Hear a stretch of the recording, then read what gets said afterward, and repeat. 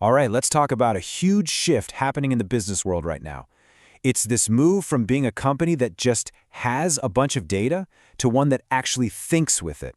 We're talking about the rise of what some people call the Sentient Enterprise, an organization that's truly intelligent, aware, and alive with information.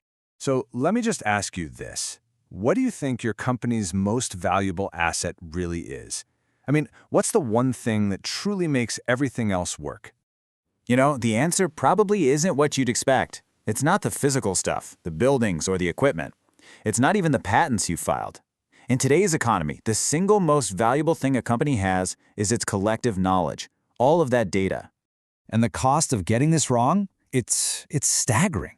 Data quality experts figure that the average company loses around $15 million every single year, not because of some big catastrophe, but from 1,000 tiny cuts, all those missed opportunities and bad calls made on faulty information.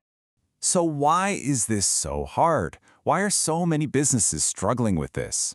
Well, it all starts with something I like to call the knowledge trap. It's the reason the old ways of doing things just aren't cutting it anymore. For decades, the go-to solution was what we call traditional knowledge management, or KM.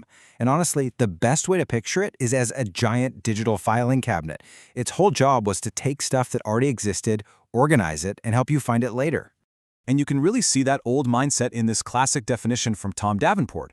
Look at the words he uses: capturing, distributing. It's all about handling the knowledge that the organization already has. And that right there, that's the fundamental problem. The whole approach is retrospective. It's designed to look in the rearview mirror, to preserve the past, and answer the question, so what happened? It's completely reactive. But now we're in the middle of this massive data-driven shift. We're moving away from just trying to preserve the past and starting to focus on actually predicting the future. This slide, this really says it all, doesn't it? The whole game is changing. We're going from a defensive goal, just trying to hold on to what we know, to an offensive one, getting out there and creating brand new insights. And when you really break it down, the differences are just night and day. So instead of managing documents, our core asset is now raw data and analytical models. Instead of looking backward, we're looking forward in real time. And here's the kicker. We're not measuring success by how many people use the system anymore. Nope. Success is now measured by its direct impact on the bottom line. And that brings us to this new idea, data-driven knowledge management, or DDKM. It's all about using analytics to actively generate new predictive insights that you can actually do something with. It's about turning your company's knowledge into an engine for growth, not just a dusty old library. Okay, so how do you actually build one of these things? How do you create an intelligent, sentient enterprise? Well, it all rests on three really important foundational pillars. These three things are absolutely non-negotiable. First, you have to start treating data like a strategic asset, with the same seriousness you give your cash. Second, you need proactive governance. You have to make sure that data is secure, high quality, and trustworthy. And third, you've got to break down the silos between departments so that this knowledge can actually flow where it needs to go. And for that third pillar, accessibility, there's a really great framework called the FAIR principles. It's just a simple checklist. First, is your data findable? Can people even discover that it exists? Then, is it accessible? Once they find it, can they actually get to it? Is it interoperable? Meaning, can all your different computer systems talk to each other and use the data? And finally, is it reusable? Is it documented well enough that someone else can use it for a new project down the line? Okay, this all sounds great in theory, right? But let's be real. What's the bottom line? What's the actual return on investment here? Let's talk about the real-world business impact of getting this right. Well, the numbers really do speak for themselves. Major studies have shown that companies who are truly data-driven are, on average, 4% more productive and a whopping 6% more profitable than their competitors. And look, that's not just a small bump. That is a serious, decisive advantage. But the real magic isn't just a one-time boost. It's that this whole approach creates this powerful compounding effect. It's like a snowball rolling downhill, just getting bigger and faster.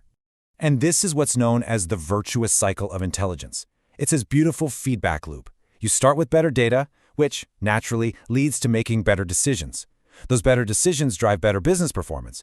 And guess what? That success generates even more valuable data, which feeds right back into the start of the cycle, making it stronger and faster with every single turn.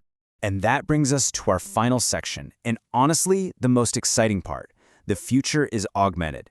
This is where we look at how artificial intelligence is basically pouring rocket fuel on this cycle and totally changing the game for all of us. The next great leap forward is all being driven by generative AI. And here's the thing you have to understand.